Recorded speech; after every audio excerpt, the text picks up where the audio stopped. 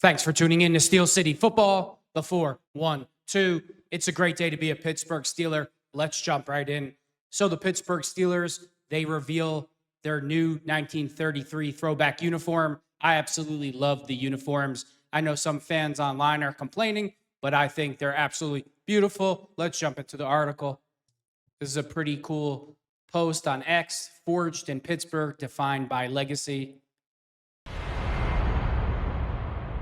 Take a trip back to a time when Pittsburgh earned the name Steel City.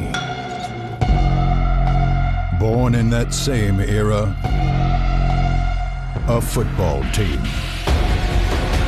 A team that would define and embody a city, a region, and its people. Now we honor that time period, presenting a uniform that harkens back. A uniform forged in Pittsburgh, defined by legacy.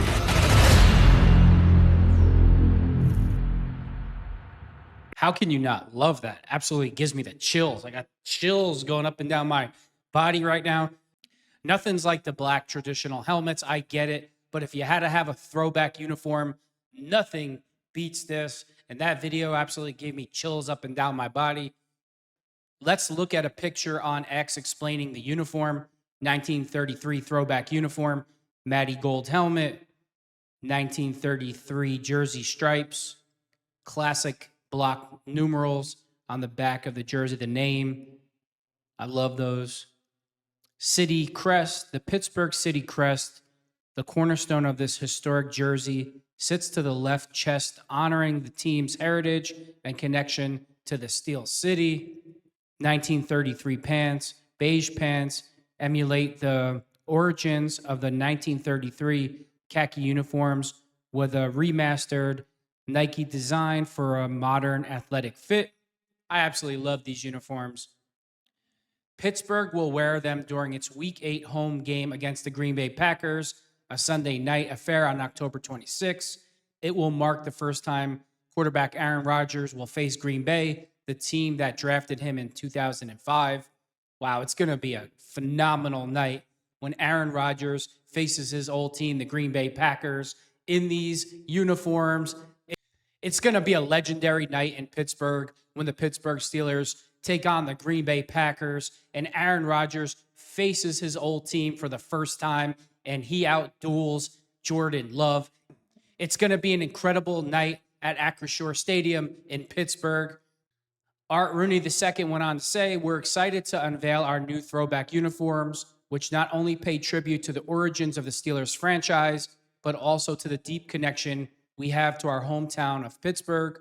Owner and Steelers president Art Rooney II said via the team website, "It's especially fitting that we'll debut these uniforms on Sunday night, October 26th, when we play the Green Bay Packers, another franchise in the league with a long and rich history." That's not what he meant. It's going to be a great night because Aaron Rodgers is facing off against his old team, the Green Bay Packers, in these legendary 1933 throwback uniforms. You could feel it. I could feel it right now. I could feel that energy going into October 26th for this huge matchup between the Pittsburgh Steelers and the Green Bay Packers.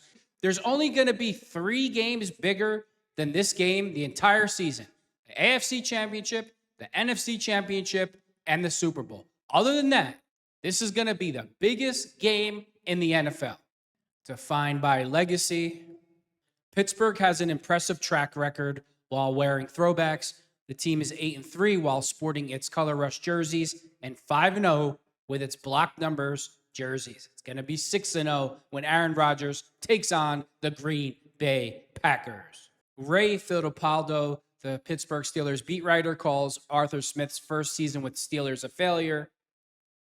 "For me, Arthur Smith year 1 in the end after a good start, it was a failure," Steelers beat writer Ray Fittipaldo said last night on the #1 Cochran Sports Showdown. Now he's starting with a new quarterback. How his targets are going to be distributed. You got DK Metcalf. Yeah, he's going to be your #1 receiving target, but after that, how's it going to go? I don't think this criticism of Arthur Smith is fair because it's been widely reported that Arthur Smith wanted Justin Fields to be a starting quarterback for the entire year last year in 2024. And I believe if that happens, the Pittsburgh Steelers make the playoffs and win their first playoff game in 9 years. So to call Arthur Smith a failure in his first year as a coordinator with Russell Wilson, a guy that obviously cannot throw the football anymore, I really don't think that this criticism is fair whatsoever. Steelers Watt named NFL's best player in his 30s. 3 others make lists. CBS Sports released a list of the top players aged 30 or older, with Watt taking home the top spot. Watt is still considered one of the best pass rushers in the NFL and one of the best players in the league, Jeff Kerr wrote. The Steelers' pass rusher had 53 pressures, 11.5 sacks, and 27 quarterback hits last season in what may have been considered a down year for him. I don't think it was a down year at all.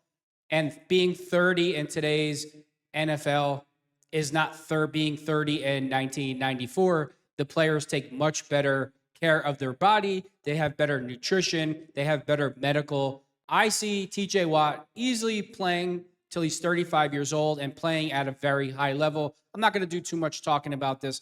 It's strictly opinion-based. And if your opinion is that TJ Watt is not a phenomenal player, then you're not paying attention at all. JJ Watt was talking about how good Nick Herbig is. Nick Herbig is very underrated, says JJ Watt. JJ Watt gave a ringing endorsement of the third-year player during today's episode of the Pat McAfee Show. Herbig is great, underrated, Watt said, very underrated. TJ Watt, who just agreed to a record-breaking contract extension with the Steelers last week, recently posted a photo of himself and Herbig at a training facility in Wisconsin. The two have made a habit of working out together in each of the last 2 off seasons. Watt has joked in the past that Herbig is stuck to his hip and is difficult to get away from sometimes. You know, I keep saying this, that Coach Tomlin, the Pittsburgh Steelers, need to get Nick Herbig on the field more. And if that includes going to a 4-3 base defense more, we already have 4 defensive linemen. You need to get the best 11 players on the field on defense.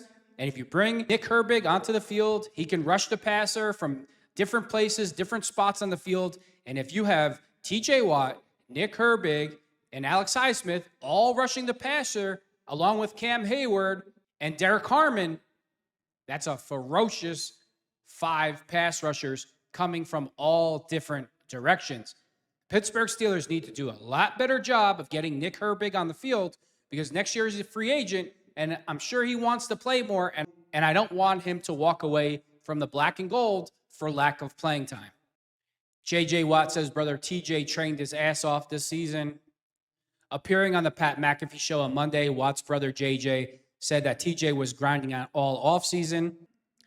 He's in a great spot. I know he's extremely good. He's been training his ass off, J.J. said. He's in a good spot. He's really excited about camp. He's looking forward to being back with the boys. It's going to be great. You know, I didn't need for JJ to come out and tell me this. We all know TJ Watt's character. We all know that he loves football, and we never have to question his work ethic. And that's why the black and gold, the Pittsburgh Steelers, Omar Khan and Art Rooney, paid him the money that they did, because he's worth every single penny on the field and off the field. TJ Watt is an absolute legend and the best pass rusher to ever play in the NFL. With that being said, thanks for tuning in to Steel City Football, the 4-1-2.